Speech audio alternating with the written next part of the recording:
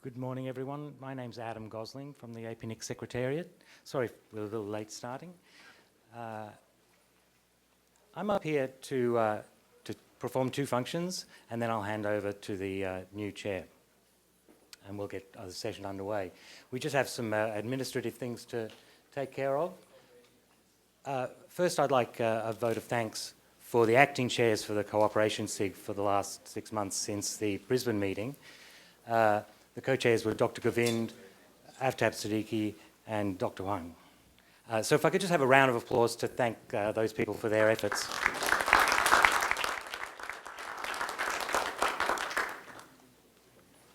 My next task is to conduct an election for the positions of chair and co-chair.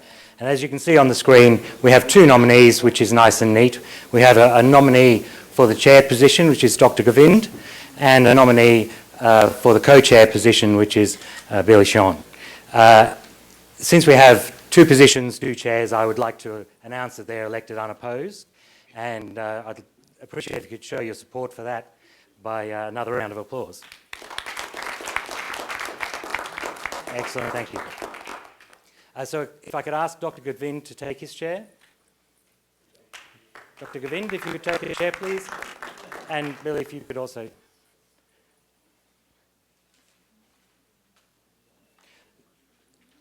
So I'll hand this meeting over to Dr. Govind as the chair of the session. Yes. Thank you. Thank you very much for extending this support to me to become the chair of the Cooperation SIG. I understand this position was there for the last couple of years, and we were grappling around how to go about it. We had a considerable amount of meetings and discussions in the community. So I'm glad that ultimately we have reached a destination where we can start the work on the Cooperation SIG.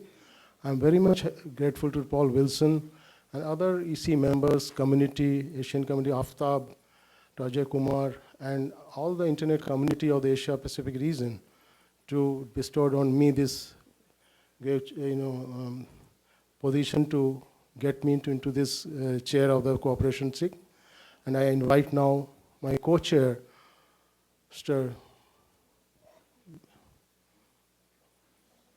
Chion, to be here, to also join me so that we can conduct this work here.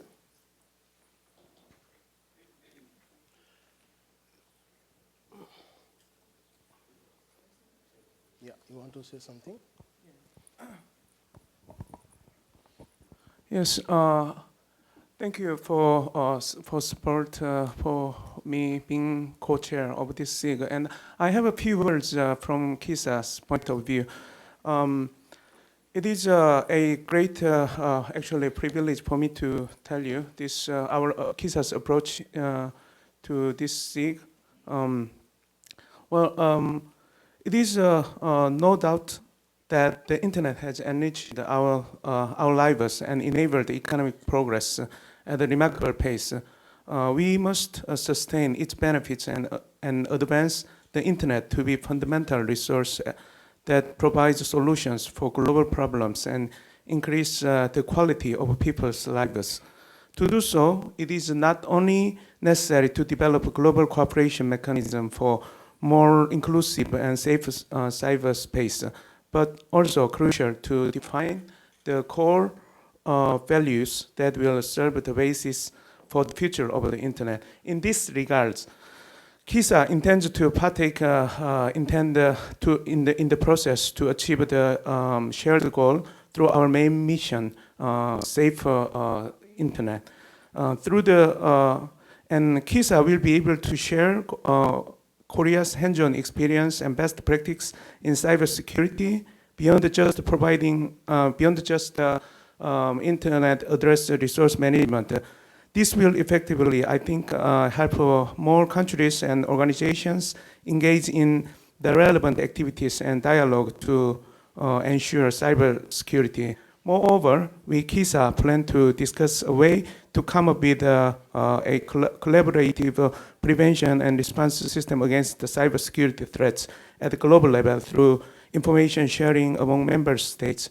Along with this work, we would like to facilitate the development of a human-based technology which encompasses fundamental value of mankind, and to consider a set of standards that would be the foundation of the global cyberspace through human-centric internet for the future. So I look forward to a greater cooperation between APRICOT community and other NIRs as well. Thank you.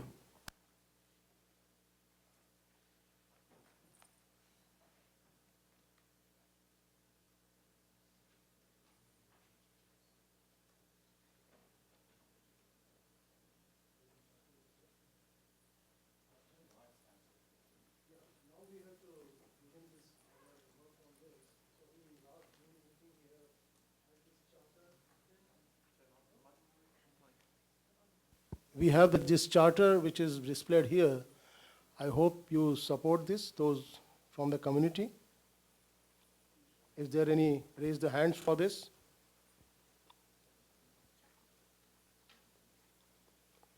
Thank you. So, against anybody? No one. So, thanks for this support for this charter, the Cooperation SIG, which we are going to which will be our guiding principles for next meetings and for the meetings on the Cooperation SIG.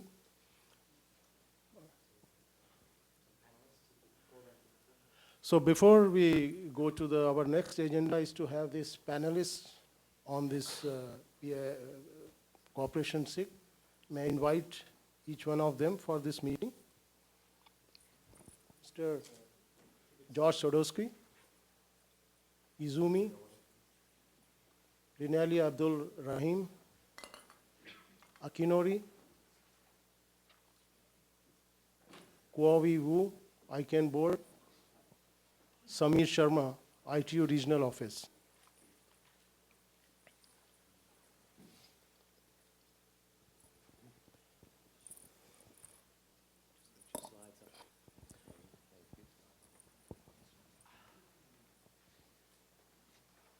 Turn the lights up just a little bit? I can't read my notes. It's either on or off, sorry, so we'll go on. So no, no. before we begin this panel Take it off then. discussion, I would like to say something about the Indian perspective. Currently we have the close to 4 billion people in the world who do not have the regular access to the internet. 25% of those people are in India. That is close to 1 billion people. This should be treated as an opportunity, not as a challenge. More than 970 million mobile subscribers are there, and they are connected to the telecommunication backbone. All possible steps are being taken to connect everyone to the internet. New government has embarked on a very ambitious initiative called Digital India, which aims to transform India into a digitally empowered society and a knowledge economy. National optical fiber network, national information infrastructure, and other efforts of the government of India are there. Broadband to every citizen as a core utility is one of the most important components of the program to improve the access to the digital resources. The Digital India initiative by our Prime Minister, Shri Narendra Modi, will not only ensure high-speed connectivity through a robust internet backbone, but also set up Wi-Fi hotspots. The hotspots will help in connecting various institutions such as schools, colleges, universities, hospitals, libraries. Some other important components of the Digital India, all of which contribute to the improved access, are cradle to grave digital identity to every person, mobile phone and bank account to everyone, creation of digital resources in Indian languages, setting up of common service delivery centers in each panchayat. This will also allow transparent and efficient electronic service delivery. In this regard, regulations related to electronic service delivery are being prepared and will be implemented in the near future. Additionally, post offices will also be used as a common service centers. Problem of access, and there are many issues like capacity building, content creation, especially in local languages, business models for service delivery, and coordination among various agencies, which will be tackled in a coordinated manner. There is a digital literacy program On project to build capacity among users, which would ensure availability of content in local languages. Internet is a powerful enabler for economic development, empowerment, and growth of India will ensure that it will inclusively leverage its potential to realize its dream of digital India. Little bit about the internet governance issues, which deals with a large number of issues, systems and processes, ranging from issues as coordination of names, numbers, protocol parameters, to issues such as multilingualism, security, privacy. There is no doubt that effective internet governance mechanism require the involvement of all stakeholders, since the evolution of the internet has itself been the product of many different diverse groups working together in a loosely coordinated manner. Current institutions such as ICANN, ISOC, IETF, and the World Wide Web Consortium, which form the backbone of the technical efforts associated with the internet, reflect this reality. Preserving the existing systems which work well and evolving new systems to address emerging issues require a dispassionate determination of which stakeholder groups are best equipped to deal with a particular issue and have the highest amount of expertise and responsibility when it comes to this issue. And this may be governments, the technical community, the private sector, or the civil society, as the case may be. No technical issue is devoid of policy implications, and likewise, no internet policy can be framed without a deep understanding of the technical issues of the underlying infrastructure. In India, we have a MAG has been constituted for the organization of the India Internet Governance Forum. The India AGF will serve as a platform for sharing knowledge, experience, and expertise, including legal, economic, technical inputs for developing a long-term vision for the future of the internet. We hope that the discussions of India and IGF will directly feed into both the global IGF as well as the policy-making process in India. We should consider the strengthening of the India Internet Governance Forum as envisioned in the Tunis agenda. The IGF may serve as a clearinghouse for public policy issues related to the internet. This would inform and help in development of the best practices on the relevant issues, which may be taken into further consideration of developing shared principles, norms, rules, nation states while formulating domestic laws and policies.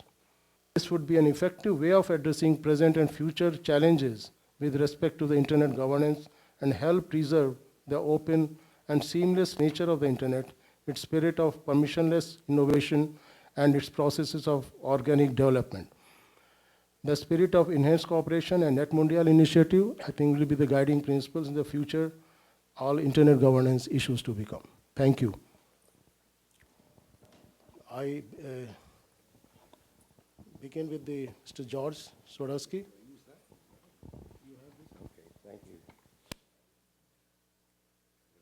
Thank you very much. I'm really pleased to be here, and this is an interesting topic. And thank you very much for allowing me to discuss it. So I start with the premise that the purpose of this meeting is to understand, to describe, to explore ways in which the numbering community can participate and collaborate and cooperate with neighboring institutions in the internet governance space. And that's what we call motherhood. There's no reason, this is a good thing. On the other hand, there are lots of implications about how you do it and why you do it and who you do it with that I think will be of interest here. And so the questions I would raise in this context are, first, who are the other communities in the internet governance space? And then later as a sub-question, and which ones of those are really of interest in terms of the goals of APNIC. And the second question is, what are the issues that are of concern? And here I'm going to treat public policy issues with respect to the internet and internet governance as synonyms, because I think they are. Now, in the internet governance space, these are my own personal views, I should say. First of all, they don't reflect necessarily upon ICANN or any other organization. What we have is a situation of rather large confusion and conflation of issues. This is a space in which the various organizations and people have problems in identifying who's responsible for what, and also who's not responsible for what. We see this in ICANN to a fairly large extent because ICANN is visible. It's the one internet governance organization that's highly visible. There are reasons for this. And so we get asked questions like, why can't we have one of the original root servers? None of this Anycast stuff for us. Why aren't you stopping spam? Why do you have rules that allow phishing? Why do you allow objectionable materials to exist on the internet? And of course, the word objectionable has very different definitions depending where you are. Could be sexual materials, they could be anti-government materials, they could be propaganda of one kind or another, they could be commercial materials, they could be terrorist materials. So why isn't ICANN doing something about all of those? Well, the answer is the mandate of ICANN is fairly limited, and the notion of that the internet is, at least on the technical side, governed by loosely coupled cooperating organizations is really foreign to a lot of people. And it's foreign to some governments also, who have always believed in the top-down method of governance. And here you have this bottom-up method where everybody has a say, and it's democracy, but it's not quite democracy. And how do you ever get closure? These are issues that are difficult to comprehend for some people, and they're going to be more difficult because the models are spreading. And I think we're likely to see more multi-stakeholder initiatives in the future.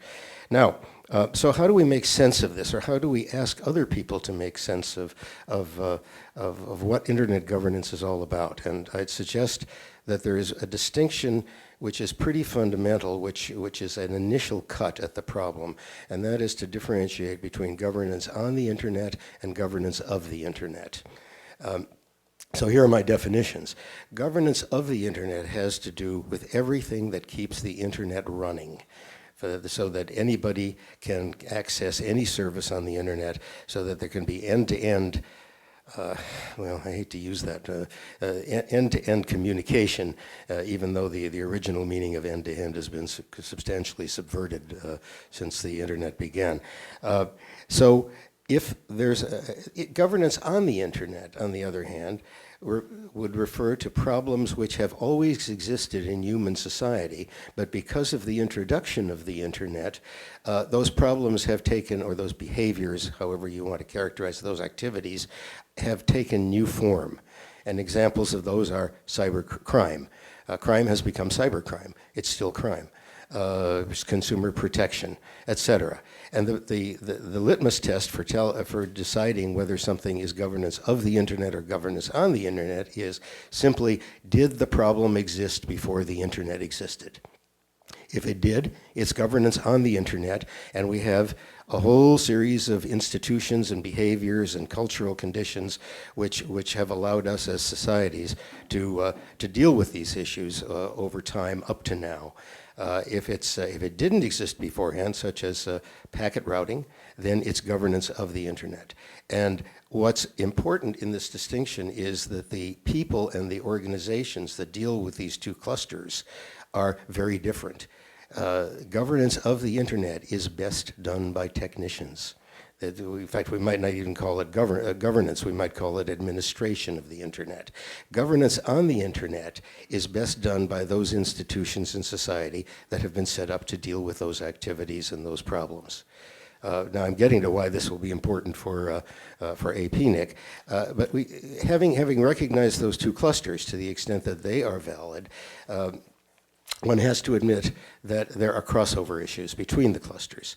So for example, I'm thinking of a very specific example in which a man named John Morris in 2001, working for the Center for Democracy and Technology, saw some issues with respect to geolocation in IPv6, and which he suspected would have a detrimental effect on privacy and which weren't being recognized, he felt, by the by the IETF at the time. So he did what a very good thing. He joined the IETF, joined in the sense of went to the meetings, got involved in the working groups, and was able to have an impact on the way in which the standards for privacy and geolocation on the internet were defined. That's not the usual way in which these two sectors interact.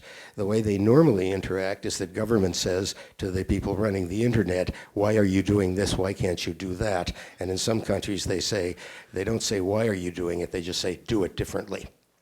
And this is not good for the internet. So the stereotype, of course, is that the techies think that the public don't understand their marvelous creation, which generally they don't, and are saying things in ignorance of the implications on the technical infrastructure, which is often the case. The public policy people, on the other hand, see the techies as being single-minded geeks, only technical, and having no knowledge of the rest of the world, including any of the public policy issues that are involved. Both stereotypes have some truth in them, unfortunately, but also have a limited amount of truth. So let's go back to the who and the what, and now we can dim the lights, and I'd like to show you a couple of slides. Yes. Okay. I want to point out that the slides I'm going to show, there are three, and they come from a man named David Souter, a UK resident and citizen, who is an expert in internet governance and a very good guy. And I have borrowed his slides with his permission because to recreate them in anywhere near the detail would be painful, to say the least. So let's start. If I can learn how to use the clicker. Which button is it? On the right, thank you. Okay, so Souter says, let's start by mapping internet issues. And he starts by looking at just a couple of groupings: administration, political issues, rights issues, cultural issues, social issues, environmental issues, development, technology change, and so on. And this is going to evolve into a fairly complex map of the public policy issues, which I call the issues subject to internet governance, should any government or any organization decide to take it in their purview. Now, he says, well, this is pretty simple. Let's break it down. Now, you can't read this, but you're not meant to read it. What I want you to take away from this is not simple. This is a multidimensional space that has an enormous number of issues in it, and all of which, as the internet has become more and more important and more people are on it, governments and other organizations in society are taking more of an interest, and perhaps a controlling interest in some cases, in these areas. So it's a pretty complex space, and the complexity is responsible for some of the confusion and the conflation of issues. So let's look at another slide. Let's look at the stakeholder communities that are involved in looking at the internet governance issues. By the way, I should point out that these slides come from the year 2010. Things have gotten more complex since then. These slides, by the way, I understand they're going to go on the APNIC website, and they have Souter's ICT Development Associates label on them, and I would encourage you, if you're interested in this kind of analysis, to contact him directly. So we have a lot of stakeholders here, and if we take the stakeholders now and we map them onto the space of issues, and this really shows that it's 2010, because I would have drawn these boxes much larger. Then what we have is what people thought in 2010 were the range of areas of interest, of control, of governance. And you'll notice over here, let me try to use the laser. Over here are the IRRs. Over here, next to ICANN, next to the registrars. I don't think you'll find this terribly unusual or unexpected, but there are other areas, major areas, in which other institutions have responsibility, have cooperated, have stakes in the ground, have partial solutions or solutions to some of these problems. And to finally come back to the topic of the session, I would suggest to you that the neighbors your neighbors with regard to the organizations with whom you want to establish cooperation, that set may be considerably larger than you think. And I would caution an analysis of the policy space, of the issue space, and look for areas in which there can be crossover issues between the people involved in public policy and your primarily technical functions in running an RIR. I think the objective is very good. I think you have more neighbors than you think you do. Thank you very much.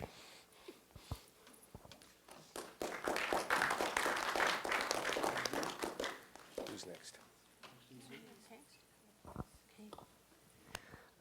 So good morning, everybody. My name is Izumi Okutani, and what actually George has talked about really leads in nicely to what I intend to share, which is about Internet Governance Forum. And this is the forum that is intended to really be a good dialogue and interaction, a platform for interaction between the people who are involved in the governance of the internet and the governance on the internet. Because before the IGF was set up, there was no platform that allows this kind of. And so I would like to introduce what the forum is all about and what's happening this year from somebody who have been involved in this RIR community for over 10 years and relatively new to this internet governance arena, because I started getting more involved from 2 years ago. So I'm really a newbie in this internet governance related community. So I do actually like I think George has shown this diagram that actually what we're doing, we're of course very good and proud of what we do, but it's really like one sector of this whole issues related to internet governance, and this is exactly what I'm experiencing by being involved in this internet governance forum. So I would like to share a little bit of what I'm observing, and so that you would be able to maybe get a little bit of picture of what's being discussed, and you can have a choice of whether you want to keep track of what's happening or you just want to focus on your technical things. So it's your choice.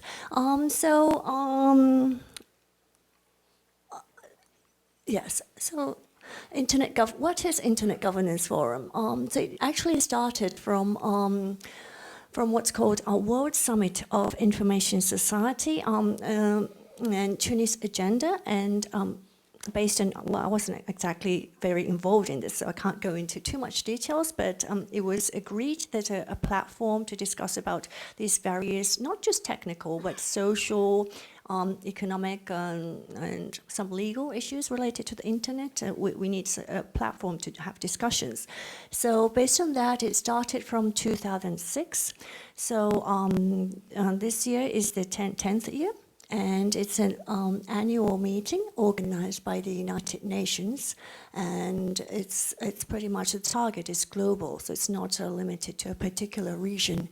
Just to give you a scale of the participants, last year we had over 2,400 participants on site, and over 1,100 remote participants, so it's quite a large scale meeting.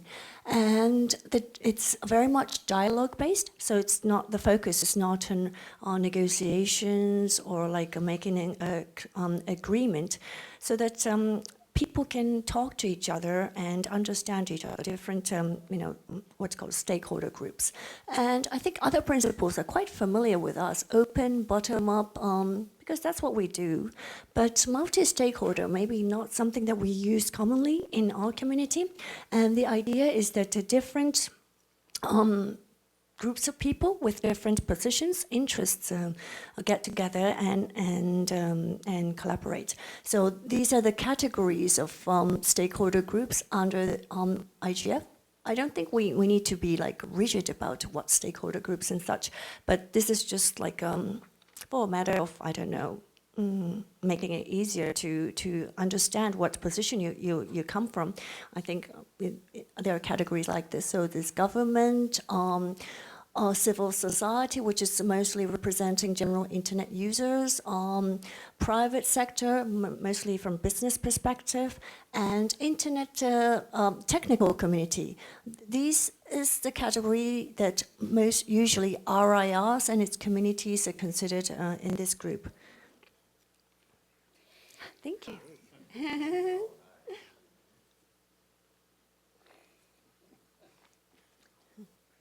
So when we look at IGF in the general internet governance environment, so it's very much intended to be in line with how the internet works compared to maybe conventional way of having international policies, which is very much like intergovernment-led. So, but on the other hand, it's considered as like some people criticize it as talk shop. It doesn't really solve real problems. It doesn't really like lead into specific actions. But on the other hand, it may not be perfect, of course, and there are things that we want to improve. But the fact that it's very much open and anybody can participate, there seems to be some value in this forum. So what's happening this year? Actually, there's no guarantee that IGF will continue forever. It's up to the UN to make a decision whether they want to continue. And so it is actually agreed that IGF will be organized until this year, 2015. Beyond this, it's up to UN to decide in its General Assembly in December this year. So it's very important year for the IGF and being able to explain to people who are actually, especially those who are involved in making decisions, that IGFs have some values and have contributed in discussing and understanding or maybe addressing some of the issues on the internet governance space. So especially, yes, there are people who say there are issues, but if there's no IGF, actually today there's no other forum that is global and organized on a regular basis, and it addresses issues in a comprehensive manner and makes sure that different stakeholder groups get together. So if this no longer exists, what will be the alternatives? And one way maybe like that remains maybe intergovernmental forums, which of course I think it has its values on its own, but if it's the only forum that remains, you know, I'm not sure if it really fairly represents and we're able to give input from other stakeholder groups. So that's something that people who support the open bottom-up form of internet tends to feel that we want to continue the IGF.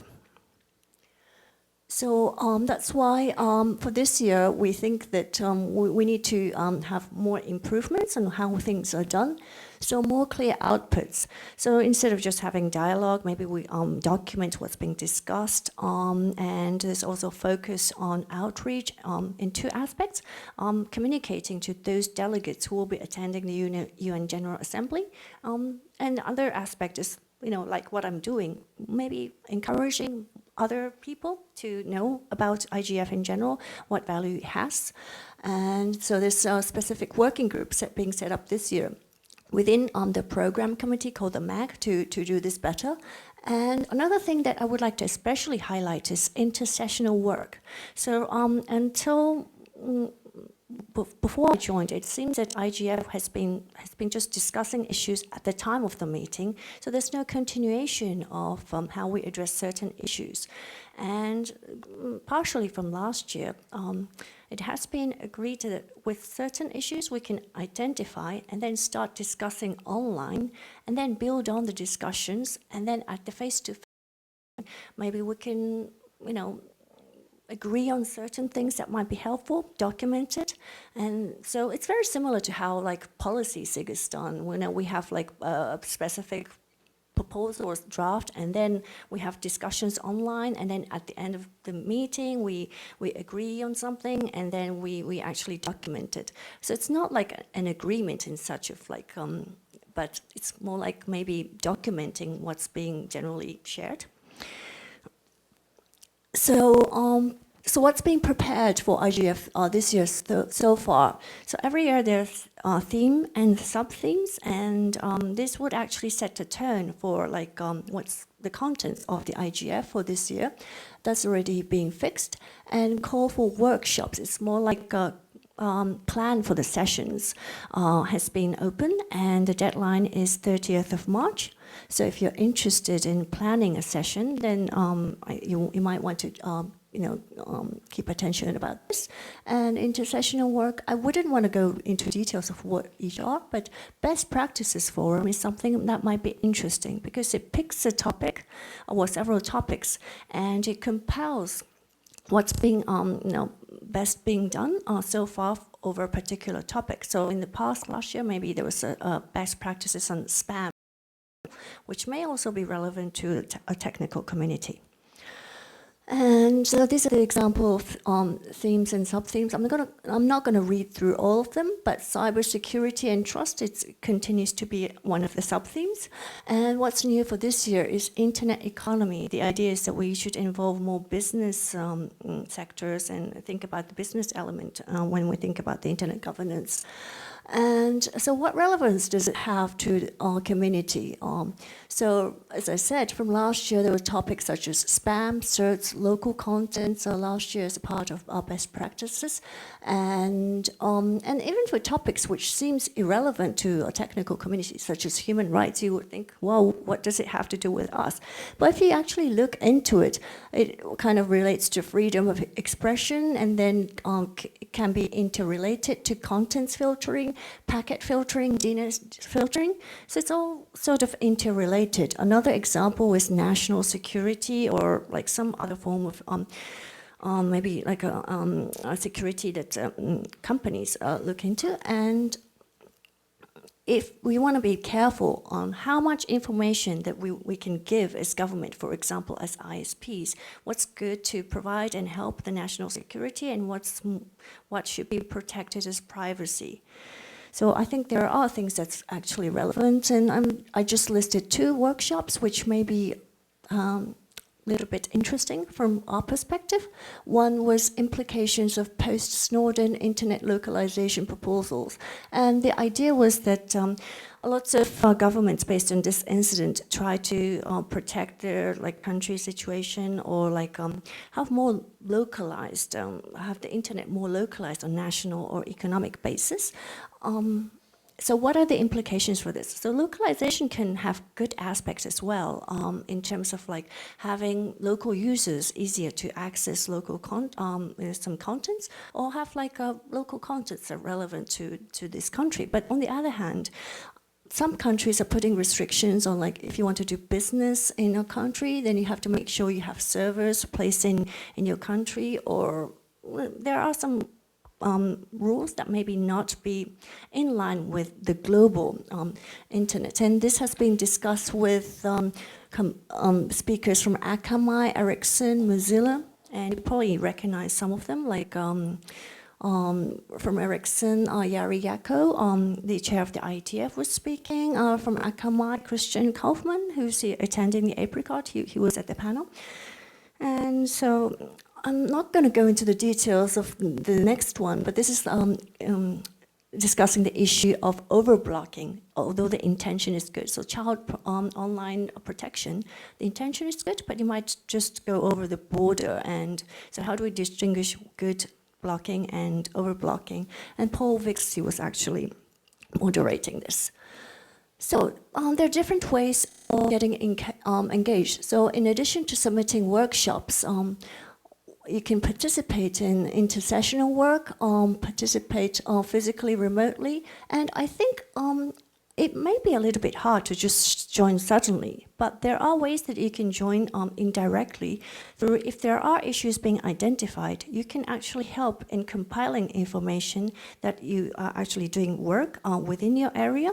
And one good example is on IXPs. ISOC is actually compiling information and work that's being done on the IXPs, especially to help in capacity building. And by contributing this in this kind of information gathering, you're actually indirectly contributing to addressing certain issues.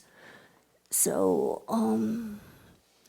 well, I think if you want to be engaged, things are a little bit different from how things work in our community. So I'd advise that you can consult the MAG members like myself or anybody that you know who happens to be MAG members, or talk to IGF Secretariat. And so how do we engage from APRICOT region?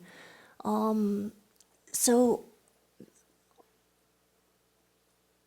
there are some discussions that's relevant to our region, and so you can maybe start from getting a little more attention, paying a little more attention, or as I mentioned earlier, like you can also contribute indirectly.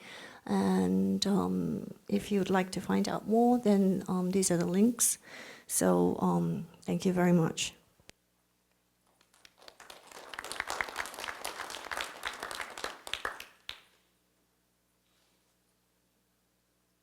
No? Okay, great. Hi everyone, it's really dark. I don't have a PowerPoint presentation, so if we could have the lights up, that would be great. Okay. So these are my personal views, and it is not the view of the board of ICANN, so please, understand. When the question was posed on what would be the public policy topic or issues that could be of interest to the numbers community, it was quite challenging, I think, to actually identify some. So I think my approach is to throw out some ideas and let the numbers community figure out whether or not it is of interest to you. Now, I was a student of public policy, and my first job was with the Malaysian government to formulate national ICT policy and strategies. So I have an understanding of public policy both at the theoretical level and at the practice and implementation level. The test of public policy is actually what is the difference or impact that that policy is having on citizens, and in the case of the internet, on internet end users. And there is a danger when we talk about public policy that we remain at the discussion level and never actually get to making a difference in people's lives. So I think that it's very important to keep that in mind. The first thought that I want to share with you is if you look at every country in terms of their national ICT strategy and policy, one of the policy goals would be addressing the digital divide or expanding internet access to marginalized communities. And their capacity for doing that varies depending on resources, knowledge, and skills. What I noticed at the APRICOT and APRICOT meeting is that you have several organizations that are working in their own capacity on addressing internet access for marginalized communities. For example, in the plenary session yesterday, David Lassner presented a plan or an idea for connecting the Pacific Islands. And the thing is, it would be great if all these disparate projects and champions were brought together, converged, and talk about what are the lessons learned and can we scale the support. Because what I'm trying to tell you is that the goal of public policy, expanding internet access to marginalized communities, should be maintained. That's a goal, we should be supporting that. How do we enhance our effectiveness in doing that and achieving that goal together? So that's my first point. The second point is my engagement in ICANN is largely focused on the interest of end users. And there are three topics that they are focused on right now. That I want to share with you. And there are two representatives in the room who are leaders of the Asia-Pacific Regional at-large organization. They champion the interest of end users in the region. I want to just point them out. Satish Babu, please wave, from India, and Maureen Hilliard from Cook Islands, who's also chair of PIC-ISOC. So the three topics that they're looking at first, and this was mentioned by previous speakers, is cybersecurity. When we talk about cybersecurity, we always talk about cybersecurity of institutions and nations, but cybersecurity at the level of end users, how do we help protect them from attacks, but also from fraud? And I think in one of Paul Wilson's presentation that I've seen this week, he talks about APRICOT providing WHOIS services. And accuracy of WHOIS information is really important to protect consumers and end users of the internet. So if we can work together on that, that would be really, really good. The other topic is actually on the problem of universal acceptance of top-level domain. And there are two parts of universal acceptance of top-level domain. One is on the ASCII label, meaning that the Roman alphabet letters that you see, for example, .my for country code Malaysia, but also for .int and other things. If you have a domain name that's longer than 3 letters or 3 characters, there is a possibility that that domain name is not used because systems and applications and software are not programmed or the settings are not configured to allow that. The IDN side of it, the internationalized domain names, ICANN is receiving requests from communities and organizations from the world, around the world, to have top-level domain in their own native script, in Chinese, Japanese, Korean, in Arabic. And Arabic is interesting because the script applies to communities all across Africa, the Middle East, and Asia. So it's relevant to our region as well. And the problem, again, is the systems are not configured to actually accept. And end users cannot use email with multilingual script. They cannot browse the internet. They cannot use applications. And the problem of universal acceptance is the same as the problem of IPv6 adoption. It is not a problem that is owned by one particular entity. It's actually spread out. Everyone is actually responsible for making sure that it happens. And everyone will benefit if the problem is solved. And currently in ICANN, there is a universal acceptance steering group that has been started. It's a bottom-up initiative. It is multi-stakeholder. And they would like to have partners working with them to address the problem. And the champions for this is actually coming from our region. So those are the topics that I put to you for consideration and hope that there is some response from the numbers community. Thank you.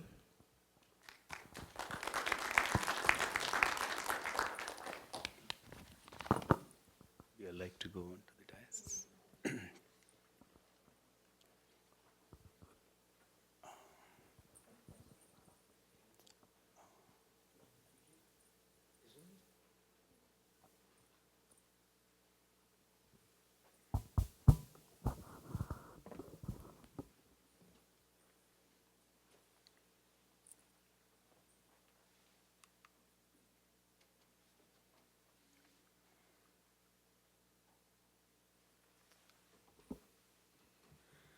Good morning, everyone.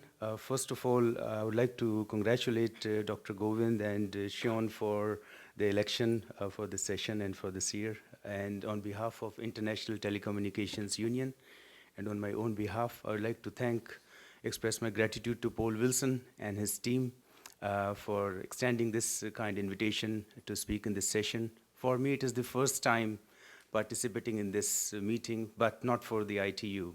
I recall fondly the Secretary General of ITU participated in Brisbane event last year, and also Paul Wilson's meeting with the ITU Secretary General last year in the World Telecommunications Development Conference, and also in the Plenipotentiary Conference in Busan, the contribution by ethnic community for very important resolutions relating with the internet governance, especially with the internet IPv6 migration 101, 102, 133, and several numbers. We spent more than 50 hours of discussions which have been adopted with the consensus. So this is about the cooperation that in this slides, a very brief slide, I would like to highlight at the highest level how we can work, and specifically the priorities that we have in the ITU, both at the global level as well as at the regional level, and how we are working with different stakeholders and partners, and in particular in this case with the APRICOT.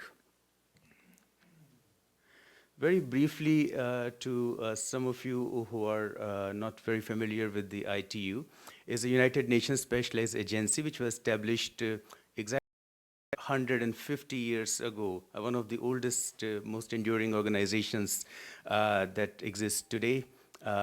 In fact, we were established much ago. United Nations established in 1945. Is a specialized agency is just like ILO, WHO, and maybe UNESCO, which specialize in their work, respective fields. We work specifically on the information communications and technologies. And as you see that we have around 193 member states, which are the countries, and we have participation from industry. I would like to stress here that ITU is the only United Nations agency which has involvement in the work and the formal sector memberships from the industry and the academia and the other institute. So we work very closely with the stakeholders. We have 3 sectors. ITU, or the responsibility of our sector is for the allocation of the orbital slots for the satellite. And for the spectrum, we're talking about 3G, 4G, and other technologies. So that is the work of ITUR.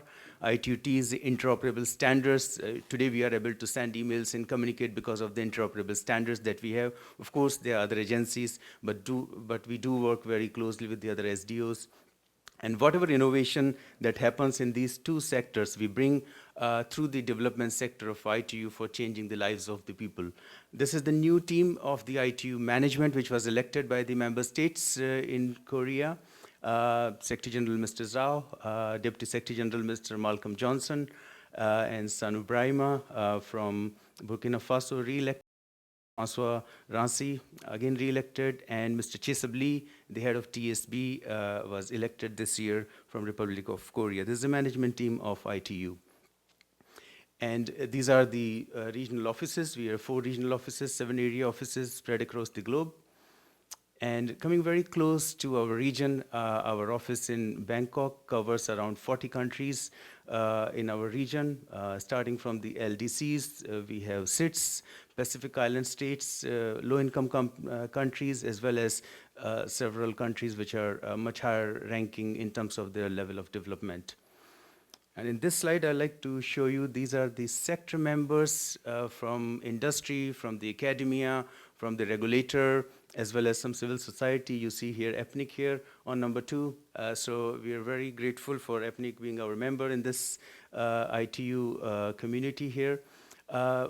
Just in this slide, just a perspective, we are not talking about telecommunications only this day, because the collaboration that we're talking about, changing lives of the people, goes beyond telecommunications. It's education, it's health, saving lives of the people, smart societies, the big data, all of them we are addressing through different initiatives. For example, establishing interoperable standards, coming out with the national broadband policies, as well as migration from analog to digital broadcasting, establishment of the CERT, and other initiatives that we are doing along with our partners. So basically, we envisage in the Asia Pacific region a vision for smartly digital Asia Pacific, which is also enshrined into 4 goals, which is adopted by the Plenipotentiary Conference for the targets for 2020. One of the panelists were talking about how we can change the lives of people. These are the set by the member states for growth,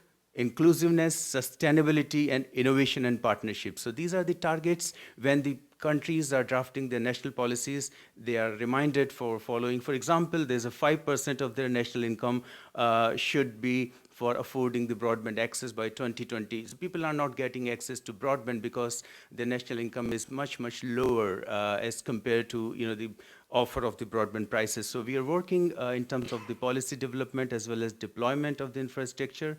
These are the 5 global priorities of ITU, which was adopted in the WTDC, starting from the international cooperation, as well as enabling environment, how to come up with the policies and regulations, and to overcome the barriers, enhancing confidence, cybersecurity, ICT applications, building human and institutional capacity, and environmental protection, disaster risk reduction, and climate change.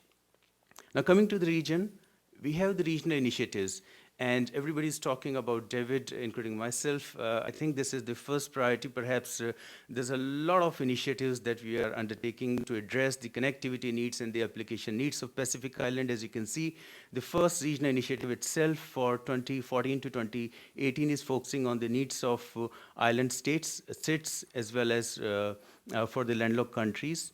Emergency telecommunication, benefits of new technologies, development of the broadband access and adoption, and the policy and regulation. Just to highlight that what we are trying to do is that policies do not get adopted unless they get the attention of the top leadership. So in 2013, we organized the Leaders Summit, attended by several prime ministers and 30 ministers from our region, which culminated to adoption of the leaders' vision, and which also fosters around partnership for $53 billion of the projects, which was where APNIC also contributed. I thank Paul Wilson for also submission of the contribution in this summit. And these are the 6 key areas, which have been adopted by 2020 Smartly Digital Asia Pacific: investment in ICT infrastructure, stimulating innovation, encouraging innovation in the public-private partnership, promoting sustainable development, fostering digital inclusion, which also include empowerment of women, persons with disabilities, and digital literacy.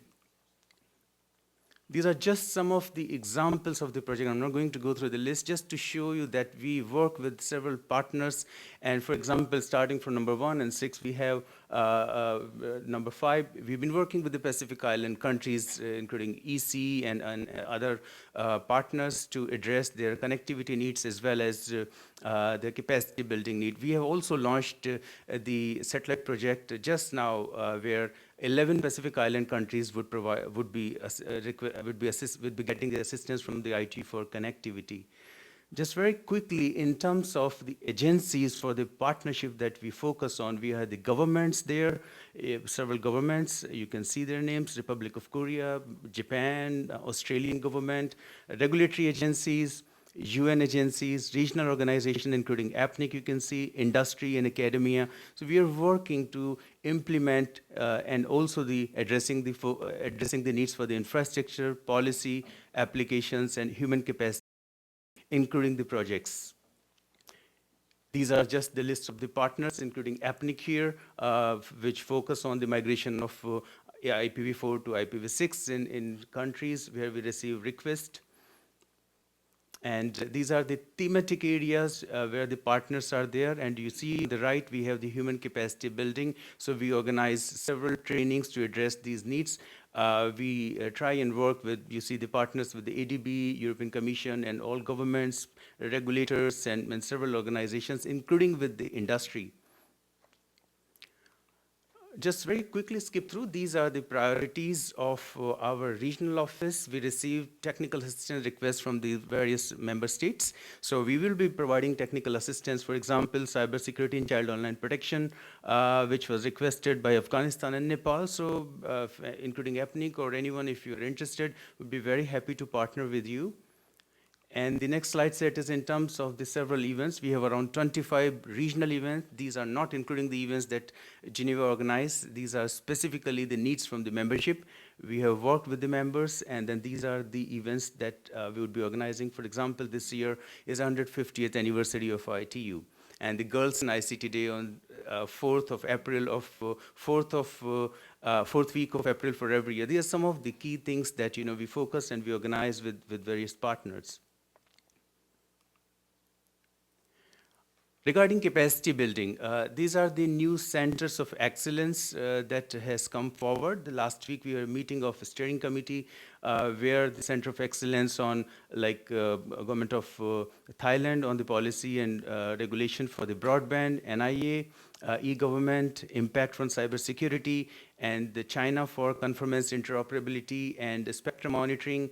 And also we have for the broadband, the India ALTC. So these are the Center of Excellence training courses. We would have face-to-face and online training courses. As you see, in June with APNIC, we are organizing IPv6 migration training along with the other partners as well. So here's some of the examples of building capacity. These are training courses where ITU has provided technical assistance and the trainings for several thousands of participants, which is addressing the needs of their learning capabilities. Now, this last part of presentation, just a couple of slides in terms of what we have been doing with the APNIC.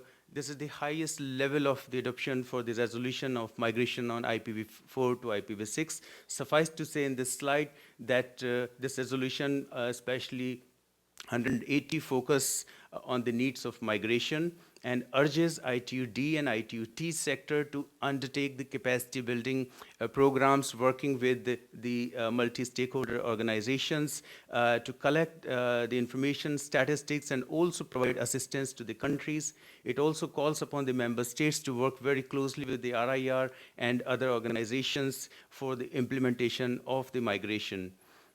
and in particular with the ethnic, as you see, because this is this forum for the cooperation. These are some of the events that we have been done. We are very proud to be working with ethnic, and thanks to Paul, Adam, and all his team, we have been organizing the training courses with the government of Thailand, as well as the Malaysian government on NAV6 for migration for IPv4 to IPv6 on the development of the skill set for the people. We are also implementing IXP installation, for example, in Afghanistan, Bangladesh, as well as in several other countries. Areas we are implementing CERT in several countries, so these are the areas where we can collaborate. In particular, I'm very delighted to share with you the work that has been done by ethnic and ITU in Lao PDR recently, not only just building their capability and the training skill sets for migration on the left-hand side, which was attended by several participants. We also provided assessment on IPv6 readiness to the government and key transition capabilities. And the last slide, we are also working with EPINIC for other training courses that has been enshrined in the steering committee meeting of ITU Asia Pacific Center of Excellence.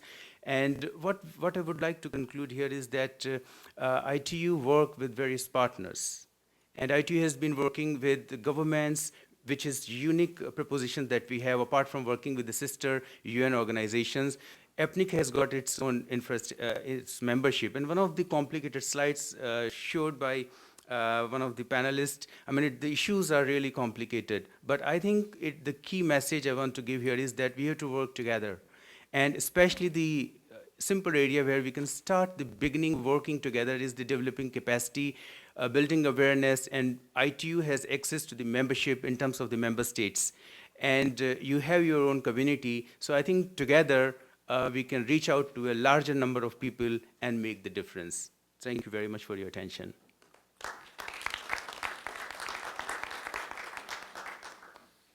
Can you turn the light on? I don't need that. I don't have a slide though. First of all, I think I came from the APRICOT community. I participate more than one time a year in many years. So I think in here, maybe more than 90% of us here, we met more than 10 times. Second, and I was APNIC EC for 12 years, as you know. Before I was appointed by the ASO to be the ICANN board SIG-10. As you know, the SIG-9 is right now in the nomination, and right now there is 6 candidates. So at least there's one thing. The number community, you can participate in the ICANN activities. And hopefully, next year is my turn to turn expire. So hopefully we have more qualified candidate to participate in the nomination for my seat in the next year. I'd like to talk a little bit the differences between the number community with the other communities in the ICANN societies. I think basically this is a major difference from my point of view. First of all, I think the number community, we're developing our policy by ourselves. We have very little policy go to the ICANN. We only do, after we have a global consensus, among the 5 IRR, we have a global policy. And then we bring to the ICANN to verify and to officialize it. So I think there's a major difference from my point of view. If someday the other community in ICANN, for example, the GNSO and the CCNSO, they can develop in their policy by their own, I think the ICANN board will have nothing to do. Hopefully that is something going to happen soon, because right now the people still talking about the ICANN board making their policy. That is because some other community is not making their final policy and bring to us. So sometimes we have to make decisions. But this is not happening in the number community, as we know. from my experience. The second of all, I'd like to talk about a little bit difference is we're now here talking about IPv6 and universal acceptance. I'd like to say what is the difference between the IPv6 and universal acceptance. If I remember when I was APRICOT EC, the NRORR, the number community, we are pushing the IPv6 very hard. We do a lot of work. We do a lot of training. I think even just APNIC, how many training we go to every country, every region, every city, every year to talking about IPv6. Not only to the local community, we also talking to the ISP, the technical community. We even go to the government to tell them how important of IPv6 by the number community, our own. We even go to the ICANN GAC to make several of the presentation about IPv6. I remember Akinori actually make a presentation in the ICANN GAC regarding what is IPv6 strategy in Japan. And I think that is let's make a very big difference. Is the number community really took the IPv6 as a belief, and we try to cooperate whatever institution we can, including the ITU actually, including many of the organizations, OECD, go to the UN, go to the European Commissioning to tell how important the IPv6. So we've done a lot of work from the number communities. And universal acceptance, as Rinalia mentioned about, I think the major difference is that the number community is asking that I can do something. And I think I can have to do something, I agree. But I think the whole community need to work it up. It's not only expect the other institutions to do something. It have to be everybody move up, If we want to make the universal acceptance, for example, like the GTOD or IDN,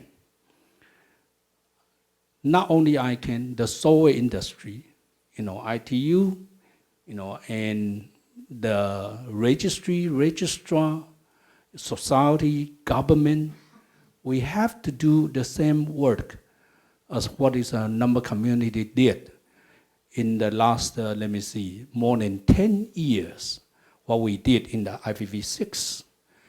If we don't work up together, I think the universal acceptance is just keep talking. It's not really making the spreading and really making happen. I think that is from my point of view, the differences, the number community with the other community in the ICANN. The final thing I'd like to say, that is really important for the number community to participate in ICANN activities. I think I said it yesterday when the INA transitioned. I think number and the name, we actually work together. At least we work together through the DNS resolver. If we don't have a DNS resolver, then we don't need to work together, but somehow impossible. So that means the number and the name, we need to work together very closely. And for the INA, from my point of view, some people talking about separation, somebody talking about, what is INA, the functionality is an implementation, how impact to the whole internet communities. My point of view is somehow you need to do the resolver, particularly through the DNS. So if you make a separation, from my point of view, you actually create more communication between the number and name. Because right now the INA office is in one entity, in one office. So the loop zone file he linked the name and the IP at the same tables.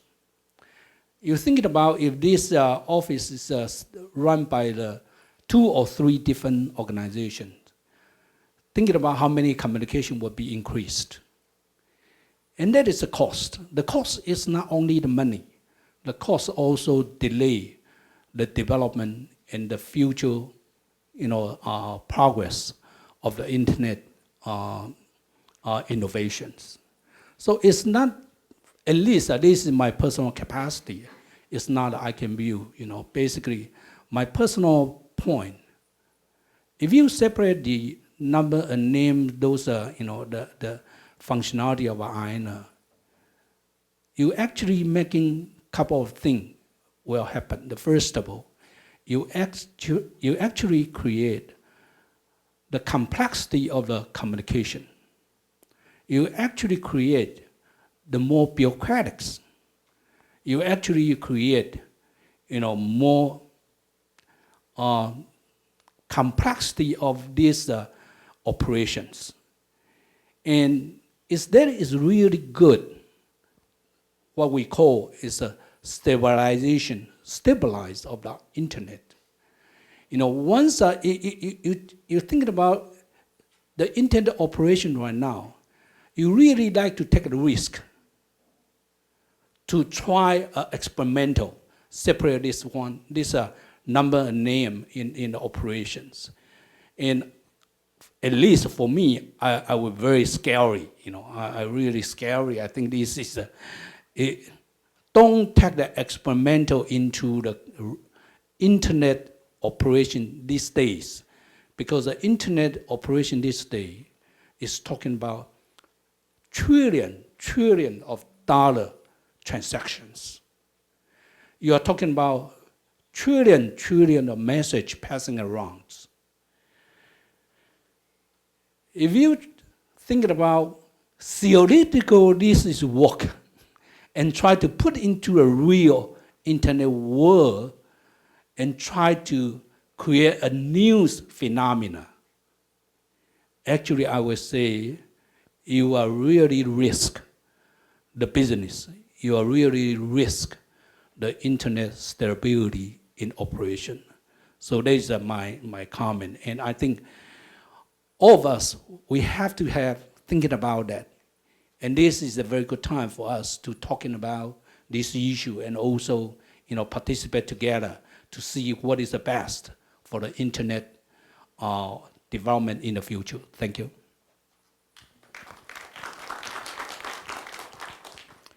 Thank you very much. Oh, I am not the coordinator, by the way. My name is Akino Maimura from JPNIC.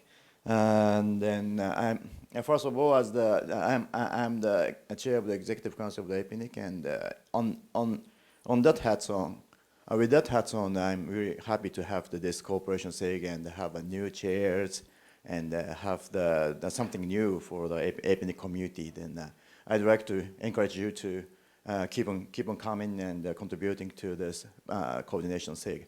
Then I'm really happy to have quite a variety of the talk by the panelists with quite various angle, various focus, various topic. Then I will add another thing. Net Mundial initiative.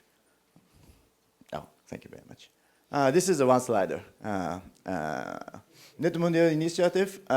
It's please look at the website, which is www.netmundial.org, and then Net Mundial initiative is something. It is very hard to explain what is this, because what is this is now. What is this is what we are now considering. Then, but anyhow, this is a Net Mundial.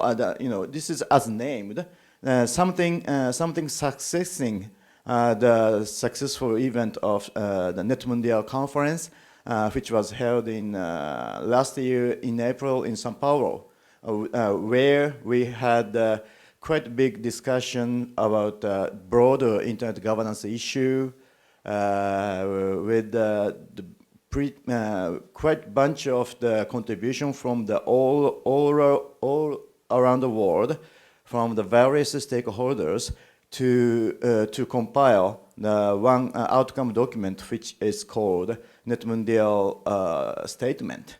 Then the Net Mundial initiative is something to add and some initiative is the activity which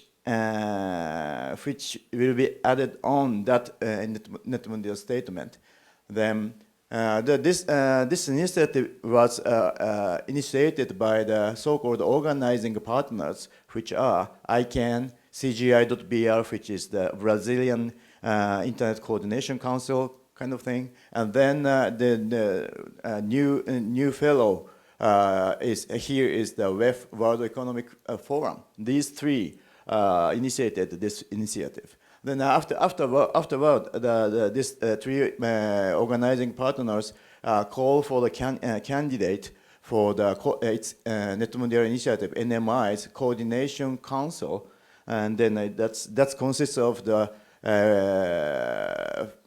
representatives from the 5 regions, and then the 4 segment of the stakeholders, which are academic and tech, civil society, government, and private sector.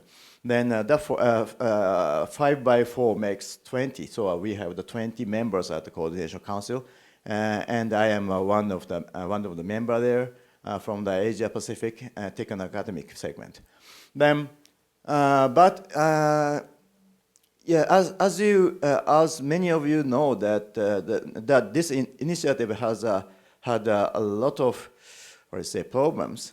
And it was really it had a really big question or concern from the all various stakeholders, like the preparation process is not so clear, the aim is not so clear, something like that. So even from the ISTAR technical committee, ISOC submitted some statement, and IAB submitted one, and from the business sector, ICC basis submitted some letter of the concern.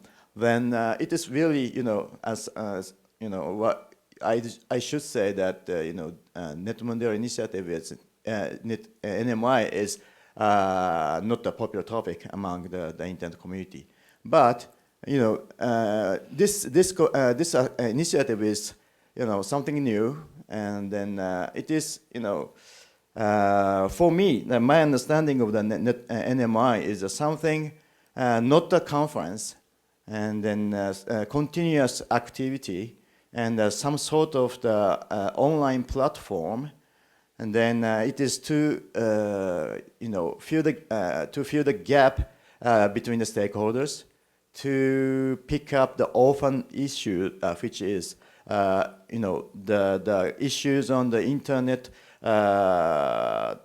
which haven't had any good organization bodies to address that. So then some sort of the catalyst body to enable the lot of practitioner and then a solution provider for the internet or internet governance to work organically. So this is my basic understanding on the Net Mundial Initiative, and then other than that is still under consideration. So we started with the community consultation process, but it is already ended in the end of the February. To have the we published the questionnaire to the Net Mundial Initiative website, and then seek the input from the community. And then once it is a slightly extended. The deadline was slightly extended, and then that extension successfully gained the double of the input from the community, but still very few in the number, which is just counts up to just less than 40. It is something, this is why I say that NMI is a not really popular topic. But because once it is launched and the coordination council got together, and then I'm really sure that the coordination council member is really keen to have the NMY right to serve the community better than the rumor says it is not really unclear or something like that. We are starting from the defining the terms of reference, which is defining the functionality or what the NMI is. With the basis of the community input, we are now the first initial deadline, a timeline for the setting the TOR was end of March. It may take longer time to establish the firm basis from the community input. We may extend the timeline a bit longer to have the community well engaged. It is one of the additional activity on the internet governance, which I'd like to have you interested in and have you engaged there. Please look this. Please watch. Keep tuned with this activity for you to make an input. And that's all from me. Thank you very much.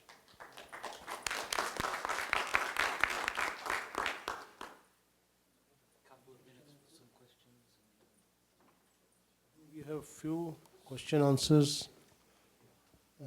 3-4 minutes left for this session. Yeah. Dr. Ajay Kumar.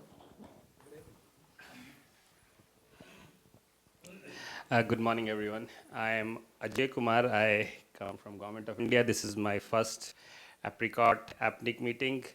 And I actually come here not in representing government, but in my new capacity. I have recently been elected as an RONC, and I really look forward to working with this community. It's been an exhilarating experience in the last 2 days, and I really hope to work with this community.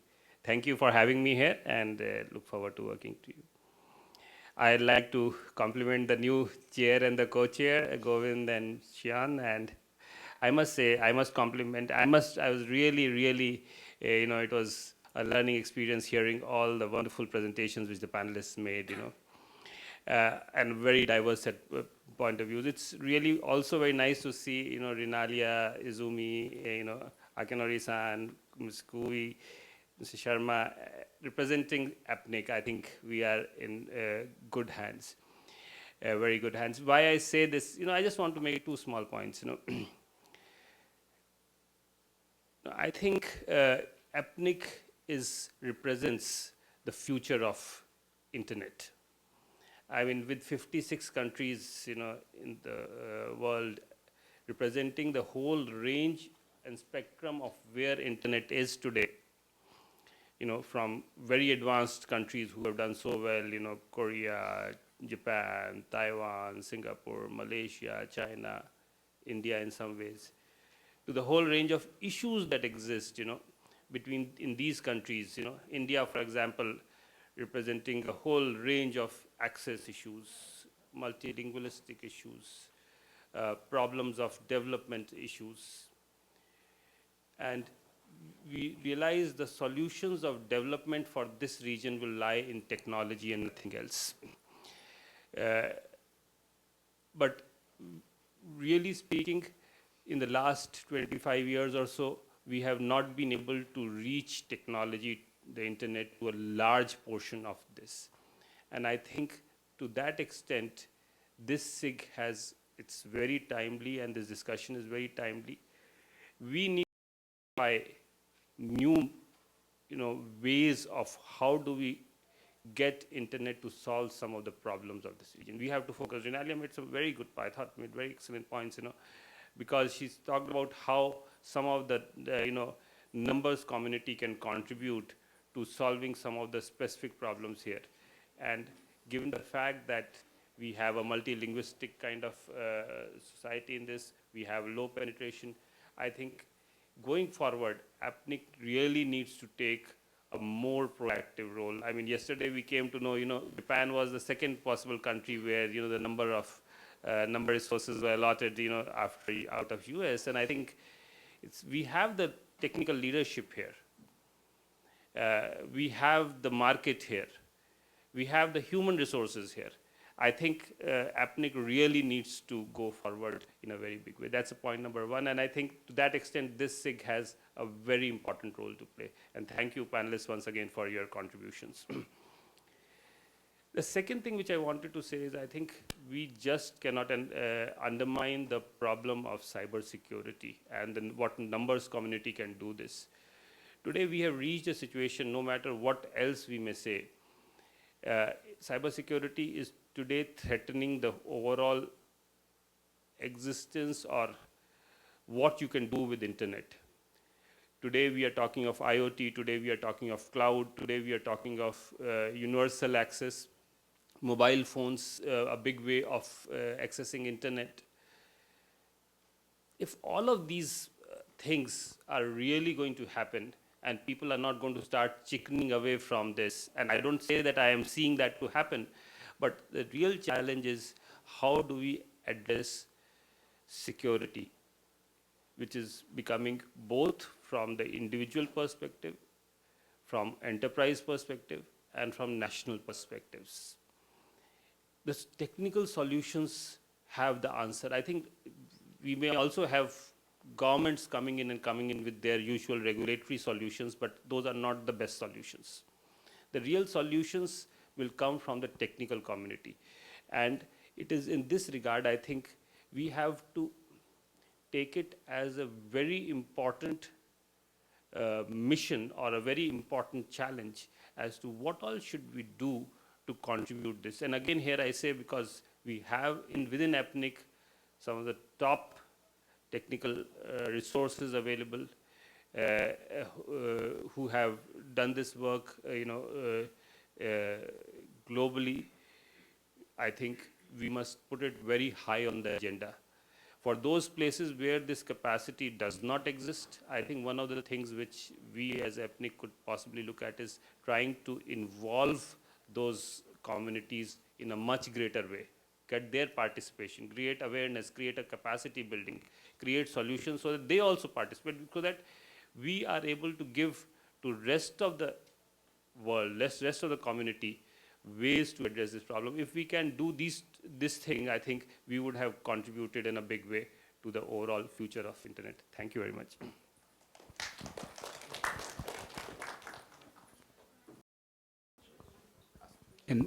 Can I answer for that? Your question is excellent.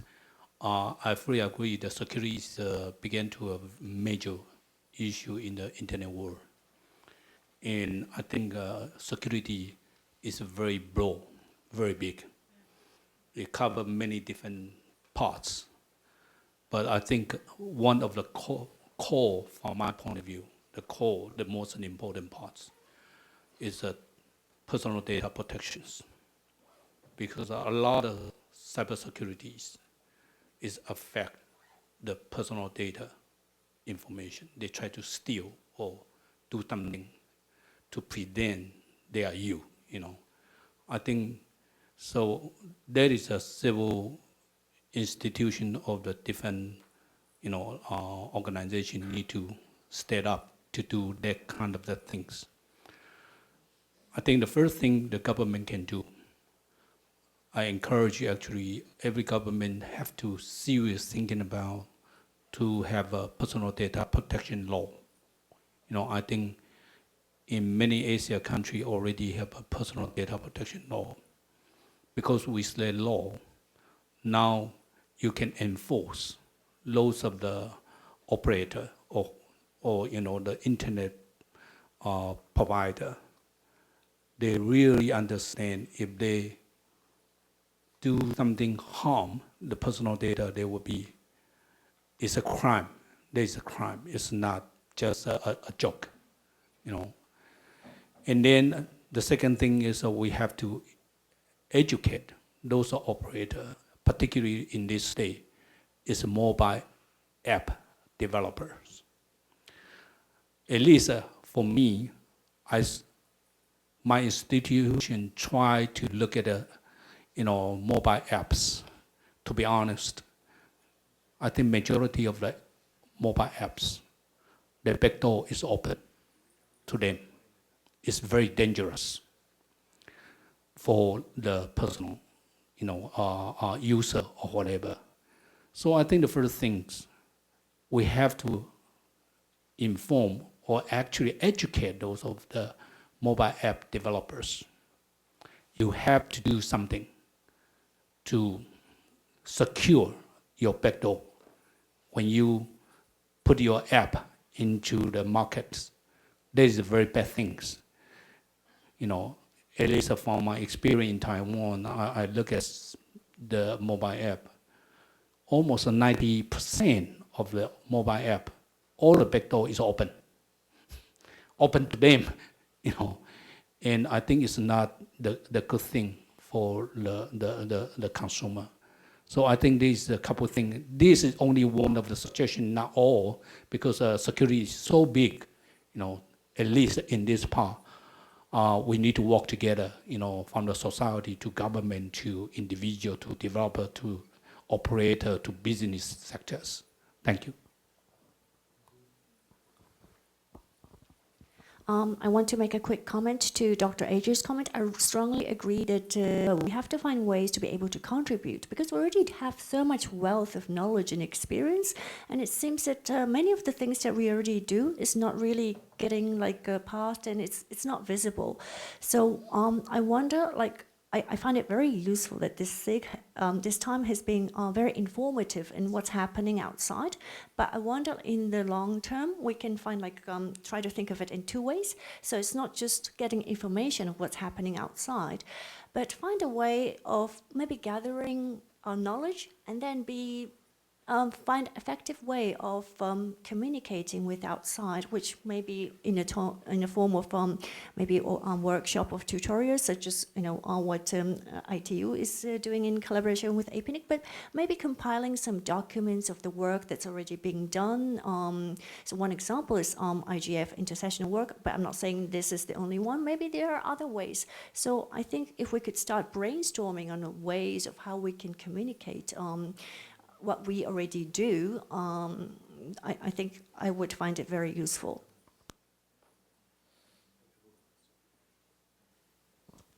It's a very quick comment. This is about the cybersecurity. Thank you, Dr. Kumar. As many of you would know that on the WSIS, World Summit on Information Society, Action Line C5, ITU has got a mandate on implementing confidence and trust and use of ICTs for the cybersecurity. So along with the UN ODC for the offline crimes, as well as the Interpol ITU has established in 2007 the Global Cybersecurity Agenda, which is the top priority for the ITU, along with our partner with the Impact in Malaysia. So we are implementing. There are a couple of initiatives how we are addressing these challenges that Dr. Kumar has mentioned. First, implementation of this CERT, the actual infrastructure, proactive, reactive, and in the third phase, for example, analyzing the forensics and other kind of the advanced capabilities that we have with the communities to address those challenges. And we have established several CERTs in our region. I'm focusing on my answer only for the region. For example, all these LDCs, Afghanistan, Bangladesh, Bhutan, Nepal, all these countries, as well as the Laos CERT and the ASEAN region. And the second is, in order for those CERTs to build capacity, we have organized several cyber drills. Cyber drills are the mock exercise run for 1 week, and where we invite all these CERTs, where we invoke some kind of mock threats and then build them capabilities to address, and then have informal communities to address those challenges. And the third pillar is what my colleague from the right, Renalia, has mentioned in terms of the users, how we can protect them. In fact, ITU, along with the UNICEF and the industry, has come up with the Child Online Protection Guidelines, which again has been revised last year, and this month itself with the UNICEF and IT, we are organizing an event, which is actually for the parents and the children, teachers and government and regulators, key guidelines how we can protect the children in the cyber security. And also Brunei, as well as a couple of other countries, we have provided guidance. In terms of the documents that Izumi has been mentioning, I think we have provided assistance to all 11 Pacific Island countries to draft legislation for the cybersecurity, so which is available for reference. Recently, with the government of Pakistan, we have also provided assistance, which the document was put up for the cabinet for their approval. And finally, I think we are organizing several training and capacity building courses to address the needs for the communities on the addressing cybersecurities. Thank you. Aftab Siddiqui. First of all, I would like to congratulate the whole Cooperation SIG first. This is the inaugural session. And then the Honorable Chair, Dr. Govind, and the co-chair as well. Congratulations to you. I'm quite glad that we have managed to pull up this event. And I believe I just would like to give a vote of thanks to everybody who's here. And a couple of quick notes, being part of the number community. If you would like to have number people around, it would be good it should be a note to the chair that we shouldn't organize this session along with any other session, because currently we are having two particularly technical sessions happening right now. One is SDN and the other is peering forum. So you don't expect people to be here. So that's why most of the other folks are here rather than the number people. So it was an inaugural session, that is okay. But from moving forward, we should keep a note on this. And I think after seeing this session, we should get hold of a bigger room as well. So yeah, moving forward, like strictly being a representative of a number community, I'm just being bombarded with so many jargons and so many abbreviations. So still I have no clue what ITU has been doing. So yeah, it was quite glad to hear a lot of things. But I think it's a good idea that Izumi suggested that some sort of tutorials or workshop will be good idea. If you are already cooperating with APRICOT and doing something, then for us it's we are not aware of what ITU has been doing. So just educate us. And ICANN has been doing it for quite some time. So we are still, there are a couple of like things which is still quite difficult to understand for the number community what ICANN has been doing with so many RLA and so many jargons again. So yeah, so sorry to Mr. Satish Babu. Yeah, so but still, like we've been trying to understand all these things. It's not IPv4, IPv6 and ASN only. So we are not that dumb anyway. So please come up with the more educative purposes and engaging presentations, so that number community can come and engage. We are a bit reserved in expressing ourselves with the other communities, but we are not as like I would say ignorant that what's happening around the world. We do take care of all the technical issues, like Dr. Ajay Kumar suggested, that we are taking care of and discussing all the cybersecurity issues. But policy matters, yes, you have to come up with something and discuss and share, and we will cooperate as well. Thank you so much. Thank you, Aftab, first of all, for giving this thing opportunity for us to be here, and then the pulling this all together. And certainly we look forward to your valuable comments and getting this meeting next time in a bigger room. It's Paul Wilson. I'd just like to say thanks as well to the panelists and to the and congratulations and thanks to the new chairs. Thanks to the past chairs, the acting chairs as well, and also not to forget this is part of a process that started with the PPAC, and we had people working on that too over the last few years. So Naveen and Shyam, both your colleagues, Dr. Govind. Just a couple of comments which are really about scoping and preparing for future meetings. At APNIC, we receive a lot of requests for sort of cooperation of different kinds, and some of these really don't have anything much to do with APNIC or with IP addressing, for instance, and they're easy to deal with, but there are a lot of requests that actually really are to do with the work that we do and the work that concerns APNIC members and community. And it's really good now, I think, to have this forum in which we can talk about these things and work out sort of what the role of APNIC as an organisation should be if that question is asked, and inform members about the sort of needs that are out there that members in the community might not even be quite aware of. We get requests from all over the place, from the domain name community, the TLD community, from the security insert folks, from the RALOs and so on.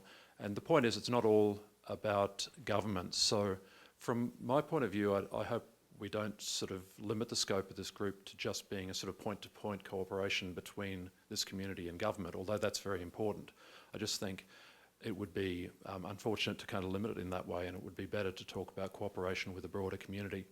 Sometimes it might not just be bipartisan. There may be multiple people often involved. You know, for instance, in certs security issues, in spam, for instance, there are regulators, there are carriers, there are others who are involved, and so I hope we'll see all sorts of fantastic discussions that can happen, you know, on a multilateral basis in this meeting. So I'm really very happy with the way it started. So thanks to everyone again. Thanks. Thank you, Paul. Oh, can I? Kenny Huang, Executive Council member of APNIC. Actually, Paul just already said what I'm trying to say. Anyway, I'd like to express my gratitude to the new elected co-chair and all panelists and all participants to this cooperation SIG, because your participation is very important in the future. And basically, number community is comparing to what ITU expressed, or I can just mention, is relatively more conservative. For past 2 decades, basically number community only do one thing, and we do it very well. So last first trial, we try to expand our focus outside the number community scope to different constituency, to different stakeholders. So your continued participation will be very important to the cooperation SIG, and also thank you again.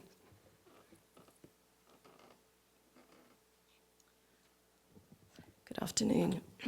Excuse my croaky voice. Nuran Enipuna from NetNode.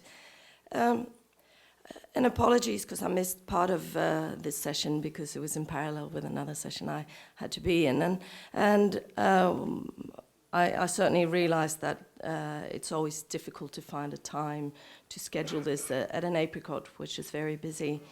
I just wanted to share some reflections, also having been part of the setting up of the cooperation working group in the RIPE region. And I think the challenge for this group is to fulfill that cooperation part. Because I think we have a tendency to think of internet governance as something that internet governance people do in internet governance sessions or internet governance forums. And these people go to various meetings. They go to the Internet Governance Forum and they discuss internet governance there. Then they go to a RIPE meeting and they discuss internet governance things in the cooperation working group. And now they have a SIG where they can discuss those things here. But I think the challenge is actually that the linking of communities and knowledge. So I think the challenge for this cooperation SIG is actually to both get the operational people and people with that knowledge interested and involved in these issues, And the other is actually the outreach effort, and that is enormously challenging, and we've seen that in not only in the RIPE region, but in other regions too, to actually get, we've always said that we're very open and inclusive, and these communities have always been open and inclusive, but if we fully want to live that, it also means reaching out to other communities and to governments and get them to come here to discuss with the people in this community at this session. But there's another benefit, and that's actually getting them to this community, to get them to be part of the other sessions that we have at APRICOT, and to network and get to know people here and get to know the issues. So I think, I just wanted to say that I think that's the main challenge for this SIG, that cooperation part, and let's see how we can solve that. Thank you. Hello everyone, this is Naveed Haq from Internet Society, Asia Pacific Bureau. I'll be very short here, just will rebroadcast whatever has been said. Thank you to the elected chair and the panelists. Happy to see Dr. Govind. He's from the ISOC Delhi chapter as well. So for us, we would like to extend our support and cooperation to all the regional organizations on the topics that were discussed, especially on the side of technical capacity building, cybersecurity, and spam. It's not that nothing is happening. We've been doing a lot of things, and our chapter actually have been the real, feet on the street. We've been working with APNIC to do some basics trainings, and also with ICANN as part of the at-large structures. So just saying that we are here to offer our full support and cooperation, and see in future the avenues where we can work together to work for the community, because we all are here to work for the community. Thank you. Thank you, Naveed. Mr. Satish Babu. Thank you. Congratulations to the incoming office bearers, and also thanks for the very interesting panel. Me and my colleague Maureen, we are from the AP Relo, and we would like to, at the outset, mention that APNIC did support us partly to attend this meeting. So we are very thankful for that, and it's our first meeting, and it's quite interesting for us to kind of relate to this community. I have just two very brief points. The first is that the issue of universal acceptance is very close to our heart in Asia Pacific. In general, Asia Pacific is very diverse, and in particular, some regions like South Asia are extremely diverse. And for the next billion users of the internet, it's going to be these people who do not speak English as a first language who are going to join the internet.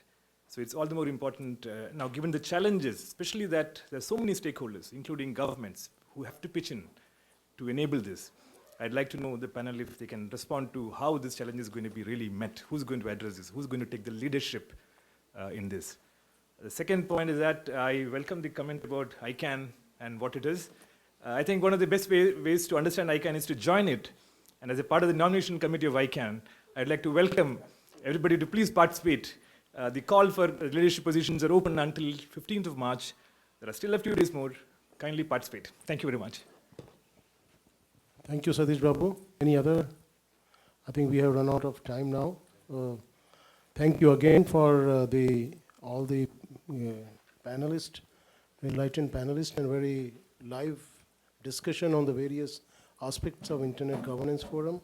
Dr. Silk spoke about the governance on the Internet, governance of the Internet, and the various complexities of the Internet issues. Izumi talked about the IGF platform and how to go forward on that. Yanani talked about the particular issue of WHOIS and the other numbers community things, how to tackle with universal thing there. Mr. Sharma talked about the ITU, what various structures, the regional developments, regional initiatives. So we talked about the internet issues and how the numbers community has to take in from the ICANN point of view. And Professor Namura talked about the Net Mundial initiatives and what is the relevance of that in the emerging internet governance issues. With that, I think we will close this session, and thanks a lot for everyone.